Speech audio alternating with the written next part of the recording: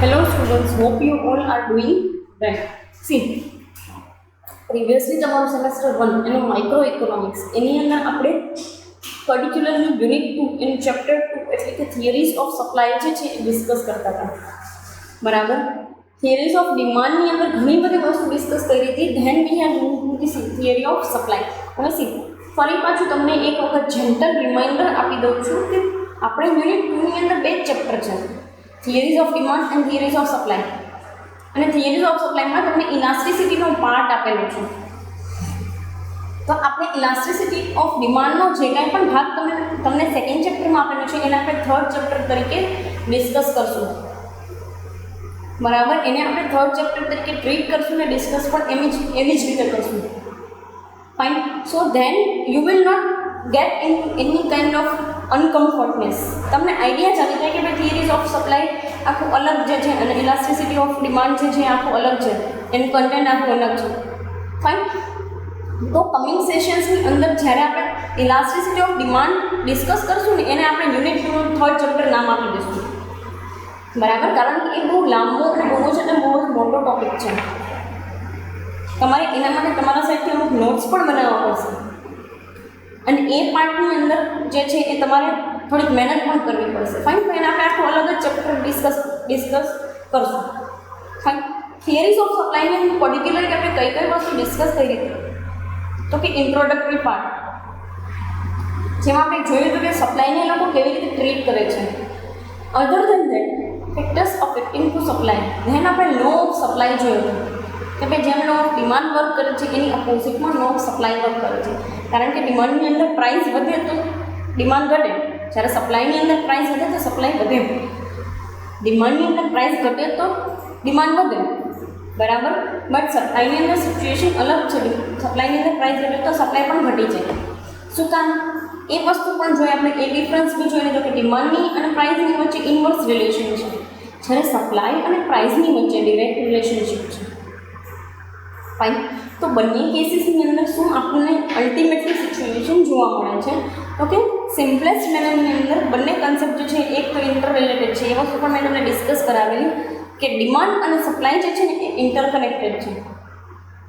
એની અંદર બી આપણે ડિસ્કસ કર્યું હતું કઈ કઈ વસ્તુ તો કે લો ઓફ સપ્લાય, જેમાં જોયેલું હતું આ ઇન્વર્સ આ direct relationship. Then supply schedule પણ જોઈ લીધું છે આપણે, assumptions as well as exceptions and supply schedule, જેમાં મેં તમને સમજાવેલું હતું કે પ્રપોર્શનેટ ચેન્જ ક્યારેક કોઈ વસ્તુની અંદર હોતો નથી.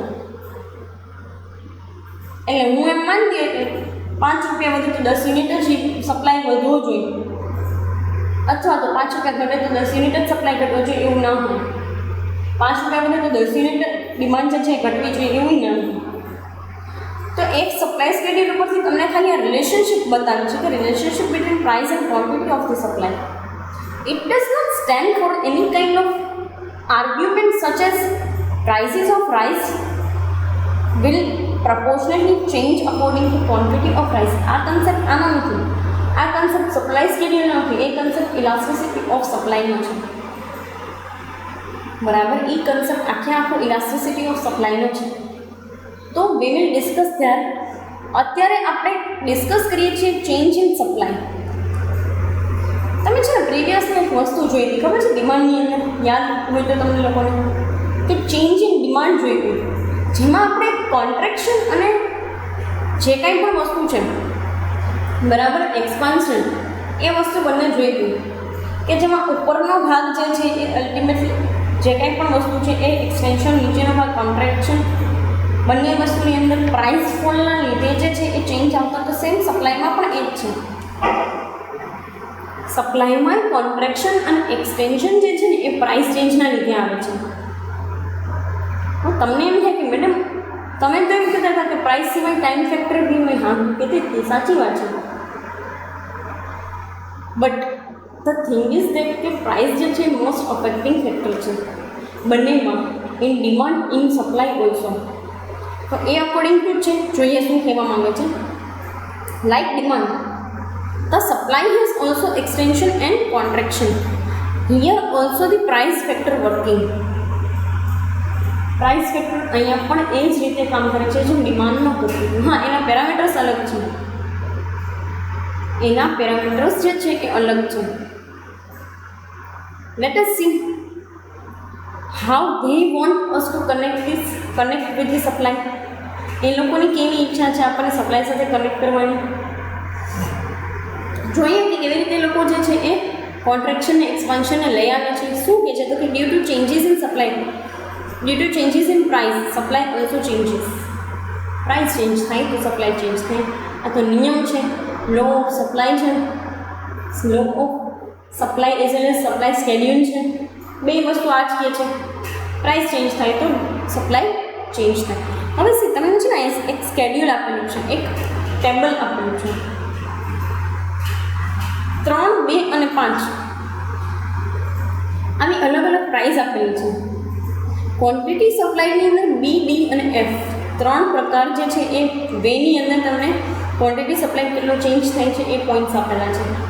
તો કે પ્રાઇસ 3 એ 100 ક્વોન્ટિટી સપ્લાય છે, પ્રાઇસ 2 એ 80 ક્વોન્ટિટી સપ્લાય છે, અને પ્રાઇસ 5 એ 120 જે છે એ ક્વોન્ટિટી સપ્લાય છે. ક્યાંય પણ આઘા પાછા થયા વગર તમને એક સિનારીઓ સમજાવું છું, બહુ નોર્મલ સિનારીઓ સમજાવું છું. શું તો કે પ્રાઇસ વધે તો સપ્લાય વધશે, પ્રાઇસ ઘટશે તો સપ્લાય ઘટશે. બટ જ્યારે પ્રાઇસ વધશે એની સાથે સપ્લાય વધશે તો એને તમે શું કહેશો, એક્સટેન્શન કે કોન્ટ્રેક્શન? તમને પ્રશ્ન થાય ને, કેમ કે ઓલામાં તો આપણે અલગ રીતે ટ્રીટ કરતા. એમાં તો કેવું હતું ડિમાન્ડમાં કે જેમ પ્રાઇસ વધે અને ડિમાન્ડ વધે તો આપણે એને એક્સટેન્શન કહેતા, જેમ પ્રાઇસ ઘટે અને ડિમાન્ડ ઘટે એને આપણે કોન્ટ્રેક્શન કહેતા. નાવ તમને ક્વેશ્ચન થાય મેડમ આમાં શું કરશું કે અહીંયા તો જો 80 ને સેન્ટર પોઈન્ટમાં રાખીએ ને તો મેડમ એક વખત 100 વધે છે, એક વખત 120 વધે છે, તો બે વખત તો આપણને વધારાનું થાય તો ઘટાડાનું કામમાં ક્યાંય આપ્યું જ નહીં. તો કોન્ટ્રેક્શન કેને કહેશું મેડમ? તો જોઈએ diagram. Let us discuss the diagram. Diagram જોશું તો તમને ઓટોમેટિકલી આઈડિયા આવી જશે how they are considering the extension and contraction. એક વસ્તુ તમને કહું છું, one of the most important topic is change in the supply. તમને changes in the supply question જે છે એ પૂછવામાં પણ આવે છે એક્ઝામિનેશનની અંદર, whereby you have to explain all the process of extension and contraction and all the process of increase and decrease. Focus કરીને ચાલજો, એટલા માટે દરેક વસ્તુ સ્લોલી ચલાવું છું. ઇવન આફ્ટર સ્લોલી ગોઈંગ તમને રિપીટ પણ કરું છું. તો કોઈ પણ વ્યક્તિ આવીને પછી મને એવું નહીં કહેતા કે મેડમ અમને કાંઈ સમજાવતું નથી. હા, તમારો નોર્મલ ડાઉટ ને રિઝનેબલ ડાઉટ જે છે એ સોલ્વ કરવામાં આવશે. કોઈને રિઝનેબલ ડાઉટ હોય કે madam Y this things are happening and all the things, તો એ વસ્તુ કરવામાં આવશે. પણ કોઈ મને એમ નહીં કહેતા કે મેડમ અમે જોયું જ નથી આવું કંઈ, કેમ કે ઇનવેલિડ થઈ જશે મારા માટે તમારા માટે બેમાં. Fine. So let us discuss particularly change in supply and extension and contraction. See શું કહે છે તમને, in the above table price and quantity of supply are presented. આ ટેબલની અંદર પ્રાઇસ અને ક્વોન્ટિટી સપ્લાય દેખાય છે. હા, 3, 2, 5, 180 અને 120. હવે અહીંયા જોઈએ આ સપ્લાય અને પ્રાઇસ જે છે એ વસ્તુ આ લોકોએ કેમ અહીંયા જે છે એ સ્કેડ્યુલની અંદરથી લઈ અને એક્સટેન્શન કોન્ટ્રેક્શન કેમ બતાવ્યું છે. તો કહે છે શું, we can see when the price increases the supply extends and when the prices are falling supply contracts. No doubt તમને એ ઊભો થશે કે મેડમ ડિમાન્ડમાં એ જ પ્રકારે વર્ક કરતું હતું ને સપ્લાયમાં એ જ પ્રકારે વર્ક કરે છે. તો તમને એક ડાઉટ એ પણ થશે કે મેડમ ડિમાન્ડ અને પ્રાઇસનું તો ઇન્વર્સ રિલેશનશિપ છે, જ્યારે સપ્લાય અને પ્રાઇસની ડિરેક્ટ રિલેશનશિપ છે. So how can supply and demand work according to price in the same manner? અહીંયા પણ અને એ જ કીધું છે કે પ્રાઇસ ઇન્ક્રીઝ થાય તો સપ્લાય એક્સટેન્ડ જ થાય, પ્રાઇસ ડિક્રીઝ થાય ને તો સપ્લાય કોન્ટ્રાક્ટ જ થાય. હવે તમને નોર્મલ ફિનોમિના જે છે એની અંદર એક વસ્તુ કહી દઉં કે સી સપ્લાય હોય કે પ્રાઇસ હોય કે સપ્લાય પ્રાઇસ અને ડિમાન્ડ પ્રાઇસ છે, ચારેય ટ્રેનની અંદર તમે જોવા જાઓ તો એક જ સરખો છે ને એનો ફિનોમિના છે. એક જ સરખું એનું વર્કિંગ પેટર્ન છે. કેમ? ચલો જોઈએ. પહેલાં 3 જે છે ત્યાં 100 યુનિટની ડિમાન્ડ છે. કાંઈ 1 2 3 4 5 અને 80 100 110 ને 120 બધી વસ્તુ આપી દીધી તો યસ. હવે જોઈએ અહીંયા 3ની જે કાંઈ પણ પ્રાઇસ છે ત્યાં સપ્લાય કેટલું છે તો કે 100નું. ડન. પ્રાઇસ ઘટી 2 થઈ ગઈ, સપ્લાય આવી ગયો 80, ઘટી ગયું કેમ કે પ્રાઇસ ઘટે તો સપ્લાય ઘટે. અહીંયા તમે જે કાંઈ પણ 3 to 2 પ્રાઇસ ડિક્રીઝ થયું છે તો સપ્લાય પણ કોન્ટ્રેક્ટ થાય છે ને 100 થી 80. તો અહીંયા તમે નીચે જે જોશો ને it will be the contraction. It will be the contraction. જ્યારે ડિમાન્ડની અંદર નીચેનો ભાગ એક્સટેન્શન હતો અને ઉપરનો કોન્ટ્રેક્શન હતો. If you remember. શું કામ? કારણ કે એ જે છે ને ડિમાન્ડ કપ એ આવી રીતે સ્પ્રેડ થતી હતી. અહીંયાથી આ રીતની સ્પ્રેડ થતી હતી ડિમાન્ડ પર. તો નીચેનો ભાગ એક્સટેન્શન હતો ને ઉપરનો કોન્ટ્રેક્શન હતો. આમાં ઊંધું તમને આપ્યું છે, નીચેનો ભાગ કોન્ટ્રેક્શન છે ને ઉપરનો ભાગ એક્સટેન્શન છે. હવે તમને માઇન્ડમાં ડાઉટ ક્લિયર થાય છે કે Y it is known as the particularly જે કાંઈ પણ જે છે એ કર્વનો નીચેનો ભાગ આને શું કામ કોન્ટ્રેક્શન કહેવાય છે, જ્યારે ઓમાં ઉપરના ભાગને કોન્ટ્રેક્શન કહેતા. હવે તમને આઈડિયા આવી ગયું બરાબર. So this is the thing. કારણ કે એમાં જે છે ને પ્રાઇસ જ્યારે ઓછી થાય ત્યારે ડિમાન્ડ વધતી હોય બરાબર. તો ઓછી પ્રાઇસ જેમ જેમ થતી જાય ને એમ ડિમાન્ડ વધતી જાય તો નીચેના ભાગે એક્સટેન્શન આવે અને જેમ જેમ પ્રાઇસ ઉપર જાય તો ડિમાન્ડ ઘટતી જાય તો ઉપરના ભાગે કોન્ટ્રેક્શન આવે. હવે આમાં જે છે ને એ નીચેના ભાગે કોન્ટ્રેક્શન કેમ કે સીધું સાદું એક ડિરેક્ટ રિલેશન છે એટલે બરાબર. હવે પાછું જોઈએ 2 થી ભાવ વધીને 5 થઈ ગયો તો એને કેવી રીતે કહેવું? તો કે અહીંયા 5 પ્રાઇસ છે અને અહીંયા 120 જે છે એ સપ્લાય છે, ક્વોન્ટિટી સપ્લાય. તો એક વસ્તુ જુઓ કે આ મિડલ પોઈન્ટ જે છે આપણે ત્યાંથી આ ઉપરનો ભાગ જે છે ને સ્ક્રીન ઉપર તમામ લોકો ધ્યાન દેજો. આ ઉપરનો ભાગ જે છે ને એને એક્સટેન્શન કીધું છે. આ મિડલ પોઈન્ટથી નીચેના ભાગને કોન્ટ્રેક્શન કીધું છે. હવે તમને આઈડિયા આવી જાય છે કે શું કામ બંને વસ્તુ વચ્ચે ફરક છે. કેમ કે એક લાઇન જે છે ને એ ડાઉનવર્ડ છે ને આ લાઇન અપવર્ડ છે. તો અપવર્ડમાં ઉપરના ભાગે જ એક્સટેન્શન હોય બરાબર. જ્યારે ડાઉનવર્ડની અંદર શું કામ નીચેના ભાગે એક્સટેન્શન તો કે નીચેના ભાગે સ્પ્રેડ થતું હોય પહોંચે છે. ફાઇન. તો એટલા માટે તમને હવે આઈડિયા આવી ગયો હશે કે ઇન્વર્સ રિલેશન માટે આખી કર્વમાં એક્સપાન્શન કોન્ટ્રેક્શન અલગ હોય છે ને જે કાંઈ પણ ડિરેક્ટ રિલેશનવાળી કર્વ જે છે એમાં એક્સપાન્શન કોન્ટ્રેક્શન અલગ મેનરની અંદર છે. ડન. અહીંયા સુધી તમને દરેક વસ્તુનો આઈડિયા આવી ગયો. ફરી પાછું એક વખત સમજાવું છું કે મિડલ પોઈન્ટથી ભાવ વધે છે અથવા તો પહેલેથી જોઈ લઈએ કે એથી ભાવ સી સુધી જાય છે. એટલે કે કેવી રીતે કે 3 to 2 પ્રાઇસ જાય છે તો 100 થી 80 જેટલા જે છે એ ઘટાડો થાય છે. તો અહીંયાથી અહીંયા જાય તો એ કોન્ટ્રેક્શન અને અહીંયાથી ઉપર જશે તો એ એક્સટેન્શન. પ્રીવિયસલી બી એ જ રીતે હતું. કેમ? તો કે ભાવ જે છે ને એ વધતો હતો ને એટલે ડિમાન્ડ ઘટતી હતી. આટલો જ ભાગ હતો ને કોન્ટ્રેક્શનનો હતો. જ્યારે ભાવ ઘટવાથી ડિમાન્ડ વધે છે તો બહુ સ્પ્રેડેડ વેની અંદર તમને જે છે એ ડિમાન્ડ આવતી હતી. સપ્લાયની અંદર થોડું ઊંધું છે. સપ્લાયમાં બી એક્સટેન્શન તો સ્પ્રેડેડ જ છે. જુઓ તમે એક્સટેન્શન વધારે આવે છે હકીકતમાં જોવા જાય. કેમ? તો કે 2 થી 5 રૂપિયા 3 રૂપિયા ભાવમાં પહેલાં છે 1 જ રૂપિયા ભાવ હોય તો તમને 80 એટલે કે 20 યુનિટનો ઘટાડો. જ્યારે 2 રૂપિયા ભાવ વધે છે ને તો 40 યુનિટનો વધારો છે બરાબર. જે અહીંયા તમે સ્પ્રેડનેસ આવે છે ને તો એક્સટેન્શન કે એના લીધે આવે છે. Fine. So this is the all about extension and contraction. Fine. જેમાં તમે એક્સપ્લેનેશનની અંદર લખી શકો છો કે OX એક્સિસ ઉપર ક્વોન્ટિટી સપ્લાય છે, OY એક્સિસ ઉપર પ્રાઇસીસ આપેલા છે બરાબર. પોઈન્ટ પર્ટિક્યુલરલી પોઈન્ટ C અને Dને જોડતા શું બને છે તો કોન્ટ્રેક્શન. A અને Bને જોડતા મિડલ પોઈન્ટ મળે છે ઇક્વિલિબ્રિયમનો પોઈન્ટ અને C અને Fને E અને Fને જોતા પર્ટિક્યુલરલી એક્સટેન્શન બને છે.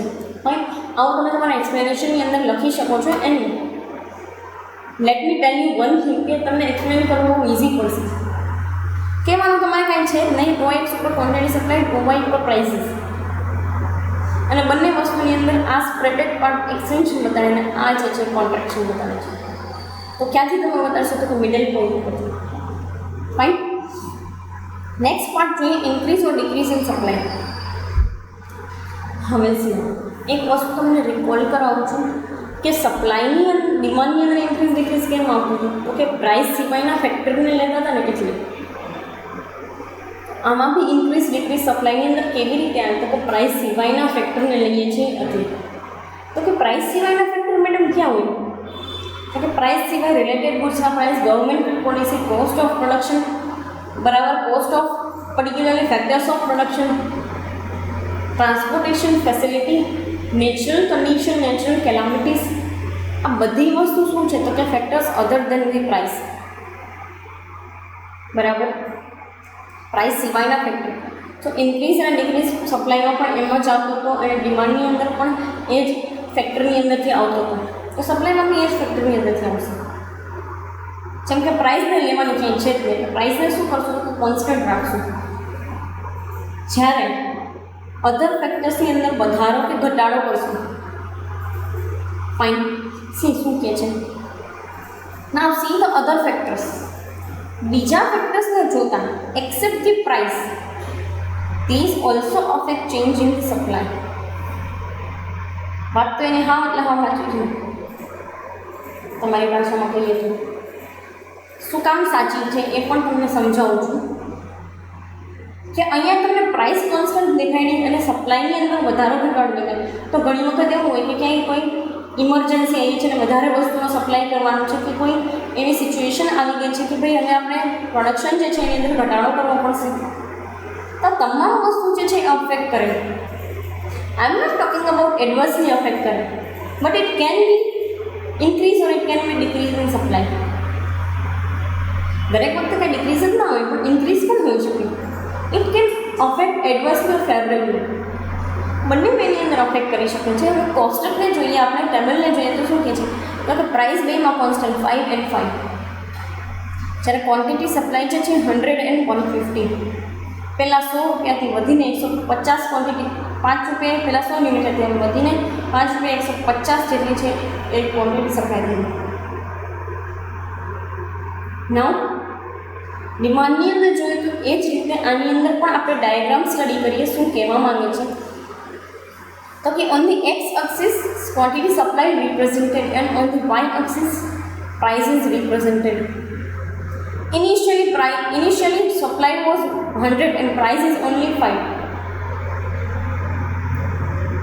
Then there is increase in supply, it increased to the 150. Price is only 5 rupees. તો 100 થી તમે અહીંયા સુધી 150નો સફર જે કાપો છો 50 યુનિટનું, this is the increase in supply. અહીંયાથી આ જે સ્પ્રેડ જુઓ છો ને તમે, એસએસથી લઈ અને એસ ડેશ સુધી, આને ડેશ કહેવાય, એસ ડેશ. એસએસથી લઈને એસ ડેશ સુધી, એસએસ ડેશ સુધી જુઓ છો એ શું છે, તો કે સ્પ્રેડનેસ. કંઈ તો કે ઇન્ક્રીઝની 100 યુનિટ જ ડિમાન્ડ હતી, એમાંથી 50 યુનિટ વધીને 150 થઈ. Very easy, just a shift in demand, not as like contraction and extension, but as like total shift, total increase in the particular supply. Yes, effective way. Yes, સમજમાં આવી જાય છે કે હા. પછી તમને એ પણ હું વસ્તુ કહીશ કે why there is increase and decrease, અને તમને કેમ ખ્યાલ આવે કે ઇન્ક્રીઝ ડિક્રીઝ કેવી રીતે આવશે. બરાબર, પર્ટિક્યુલર આ સેશન માટે આપણે શું સ્ટડી કર્યું હતું કે ચેન્જ ઇન સપ્લાયની અંદર એક્સટેન્શન એન્ડ કોન્ટ્રેક્શન અને ઇન્ક્રીઝ ઇન સપ્લાય જે છે એ આપણે ડિસ્કસ કર્યું. કમિંગ સેશન્સની અંદર આપણે ડિક્રીઝ ઇન સપ્લાય એટલે તમને એક નવો કન્સેપ્ટ સમજાવીશ, ઇલાસ્ટિસિટી ઓફ સપ્લાય. બરાબર, જેમ માંગની મૂલ્ય સાપેક્ષતા અને સપ્લાયની મૂલ્ય સાપેક્ષતા, પુરવઠાની. રાઈટ. સો કમિંગ સેશન્સમાં એ તમામ વસ્તુ ડિસ્કસ કરશું. અત્યારે અહીંયા સુધી રાખીએ. Thank you so much.